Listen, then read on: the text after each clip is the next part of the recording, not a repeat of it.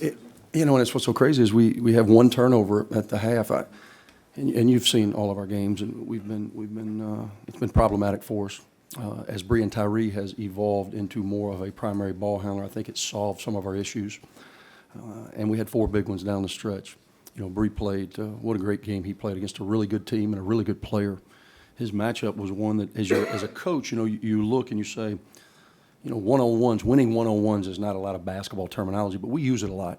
And you start saying, well, we really need to win this matchup. Well, he's going against an all-league caliber point guard and an older kid and number 20, and I thought he did a great job for us, just keeping us in it. We were struggling in some areas. TD gets in foul trouble and never really developed a rhythm in the game. Dre obviously continues to struggle.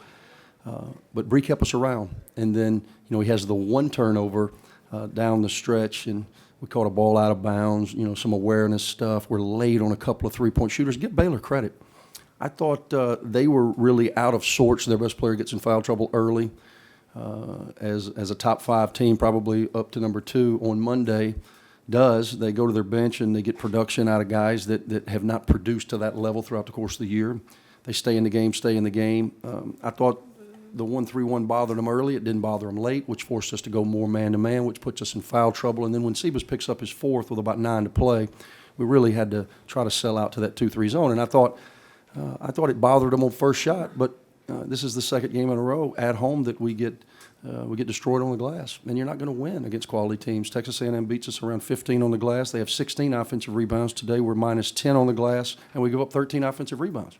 You're not going to beat the second-ranked team in the country in that regard, most especially when they shoot 54% and you shoot 33 in the second half. So all credit to Baylor. I'm proud of my guys' effort. I thought they played really hard. If they'll play this hard for the remainder of the season, we'll win some more games. I think part of the rebounding problem is guys not willing to get uncomfortable and truly committing to the fight. Am I supposed to say that? That's what I really think. I look at our stat sheet, and I'm playing 22, 23-year-old guys, 25, 28, 29 minutes, and they got as many rebounds as a dead man. That tells me that they're not engaged in the fight. Is that okay to say, or is this in this politically correct era? I'm not supposed to say that? We got to get in the fight, man. If you don't get in the fight, you're not going to win SEC basketball games. You talked about Baylor shooting 54% in the second half, and the 1-3-1 didn't bother them as much. What did they change? Well, early in the first half, they were 6 for 16 against it, so I thought it was pretty effective. Second half, they go 5 for 6. Drew's a pretty good coach. They got pretty good players, and obviously Motley played more in the second half, and they got the ball to the center of it. And once they got to the center, then they're playing numbers, and I thought they were really, really efficient with corner threes. I don't know if they made another one other than the kid, at the end making the one that sealed it, but they made a lot of corner threes, and a lot of them at the end of shot clocks.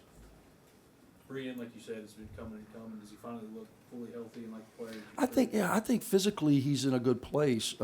He hasn't had any setbacks as it relates to the injury. Now it's just, we're just going through, the freshman growth, up, down, up, down. But really proud of him tonight because he stepped up and made plays. I know you guys that hear me all the time get sick of hearing it, but I played for 2 Hall of Fame coaches, and that's one thing that they told me every single day, Jim Valvano and Gene Bartow. They'd say, Kennedy, players make plays, and they're right. So Baylor made them. Our guys tried, come up a little bit short.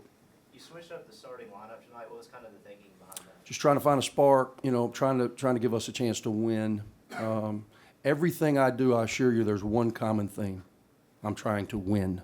So I want to put the guys on the floor. We only have 9, and I only typically play 8 a lot of minutes. And I'm just trying to play the guys that give us a chance to win. What do you attribute Dre's struggles to right now? The ankle or just confidence? Or?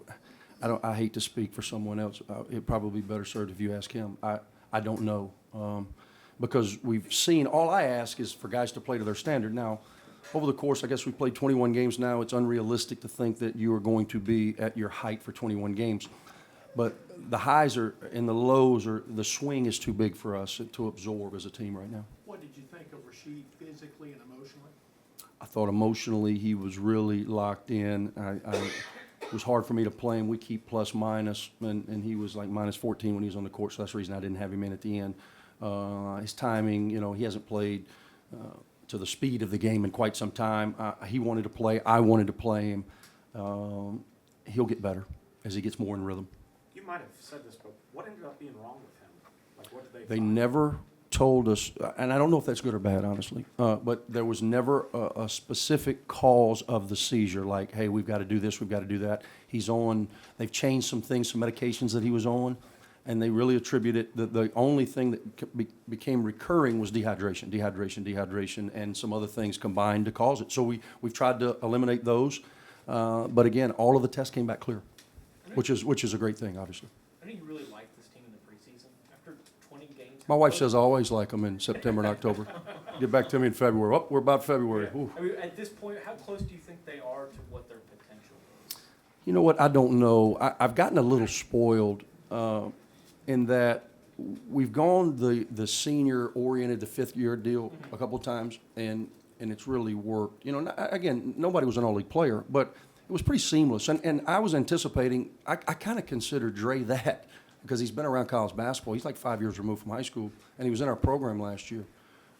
His role has obviously changed from being a practice player to being a game guy and a guy that I thought would get all league votes this year. So it just hasn't been as seamless as I would have hoped, you know. And we've got to keep working with it, and we've got to keep figuring it out, and we've got to find a way to win another game. That's my goal. I'd like for it to be Tuesday. How frustrating was it with Cole? And he's an older guy and supposed to be one of the more experienced guys on your team, and he kind of steps out of bounds at the end. Twice. The bad inbound pass. Yeah. Just kind of It's frustrating. Yeah, I mean, I wish he wouldn't have.